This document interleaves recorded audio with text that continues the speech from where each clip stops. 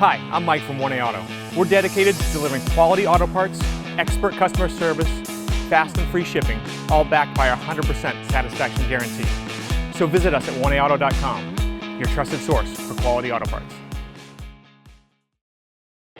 In this video, we're going to be working with our 2006 Chrysler 300. We're going to show you how to remove and replace your interior door handle. If you like this video, please click subscribe. We have a ton more information on this car as well as many other makes and models. And if you ever need parts for your vehicle, you can follow the link down in the description over to 1AAuto.com. Here are the items you'll need for this repair.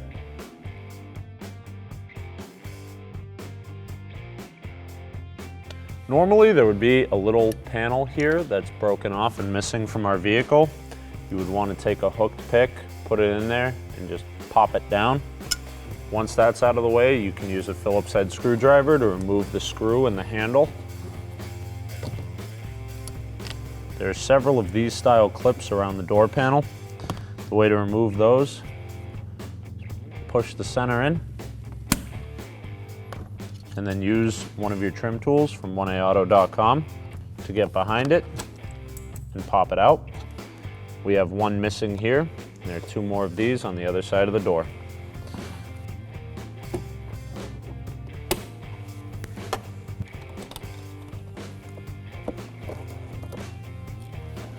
We have another one missing here on the back side of the door panel, and then three Phillips head screws along the bottom, as well as one up on the side here in the front. We'll remove all of those with our Phillips head screwdriver.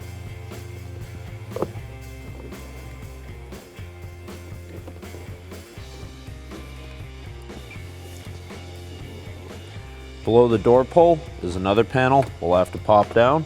Behind that panel is another Phillips head screw that we'll have to remove with our screwdriver. Grab the bottom of the panel, pop it out.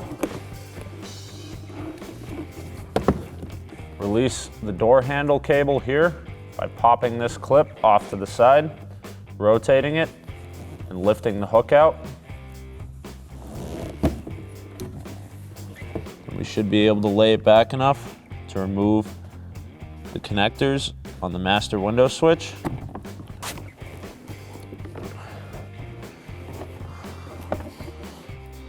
Then we'll want to pop out all the retainers, the wire harness down here, unplug the courtesy light at the bottom of the panel as well. Again, this is another great place that our trim tools come in handy. Just reach it under there, pop them out.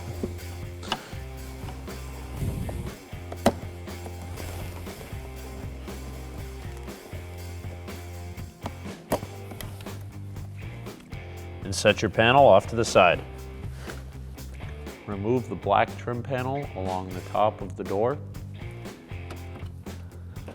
You have to pull it in toward the center to release the hook. Slide that out. Place this off to the side as well. To remove the chrome trim going along the top of the door, there are two T25 screws. One accessible here at the back of the door and another through this access panel. However, ours is missing up here. So you would remove this screw with a T25 Torx. And then we'll remove the one at the back. We're using a Torx screwdriver, but you could also use a Torx bit with an extension and a ratchet, whatever you have available. We'll then lift up at the back and slide it toward us. You can bend it a little bit to get it out, but try not to bend it too much. And remove the panel from the door. Remove the electrical connector on the mirror. Just got to push down on that tab at the top. Ours is a little stuck, so we'll use one of our trim tools to help push that tab down and pop it out. Remove the three 8mm nuts with a socket and ratchet. Be sure when you remove the last nut to support the mirror on the outside.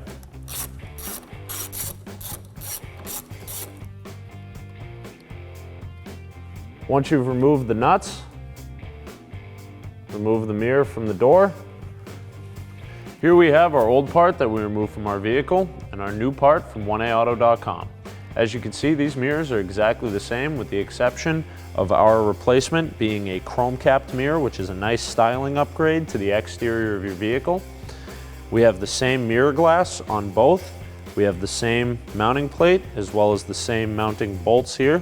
Our new ones actually come with some little caps on them just to prevent them from getting damaged in shipping. These are not a nut that you want to use to tighten it to the vehicle. They're just plastic.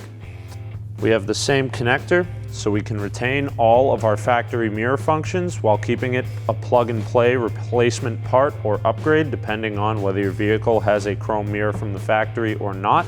So if your old mirror is cracked, damaged, the glass is faded, or some of your power options have stopped working, this new part from 1A Auto is going to go in direct fit, just like your original equipment, and fix you up right.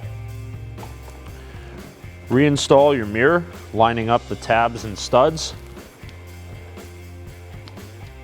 Start one of your 8mm screws by hand just to hold the mirror in place. Then we can install the rest. Now tighten the mirror down with your 8mm socket and ratchet.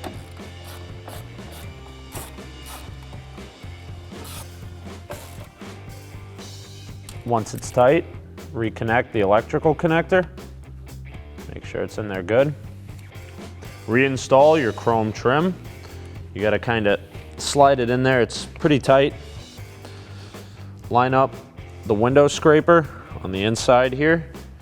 Make sure the rest of it's lined up, and that you can access the bolt holes. So we'll reinstall our T25 Torx screw on the end. And then again, ours is missing, but you would also want to tighten the T25 through this access hole at the front. Reinstall the plastic trim on the upper portion of the door panel. This simply slides in behind that felt sealer. Make sure that this corner gets started in at the same time. Might have to bend it just a little. Be careful when you're doing that.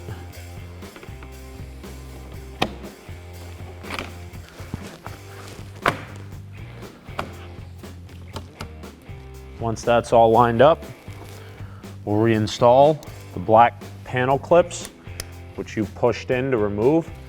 So you pushed these pins in to release them, and to reset them to go back in, you'll want to hold the top, push the head of the pin out, reinstall it into its hole, and then push that cap back in. Now it's in there secure. Do the same thing on the other side here. Reconnect the courtesy light. Pop those two harness connections back into their proper locations. Reconnect the power mirror switch. I know there are two gray connectors here with a lot of similar colored wires going to them, but the one for the mirror switch is slightly smaller and has a lot more connections on it. So we'll plug that in all the way at the front of the panel, closest to me. The little black connector goes in the top of the power window switch. And the large gray connector goes at the far end of the power window switch. Reinstall the latch rod.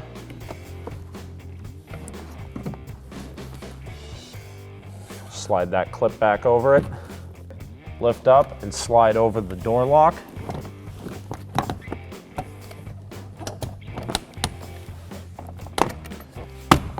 Line up your panel and snap all the clips back into place. To reinstall these clips, you'll have to push the tab back out and through. Place it back into its opening in the door panel. Pop the tab back in the center. Repeat that process with the other two clips at the back of the door.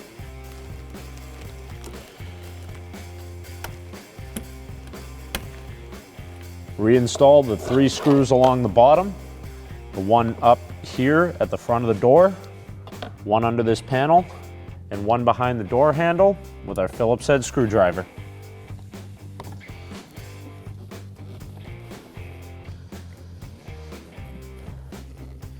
Remember to close those cover panels on the door if your vehicle still has them.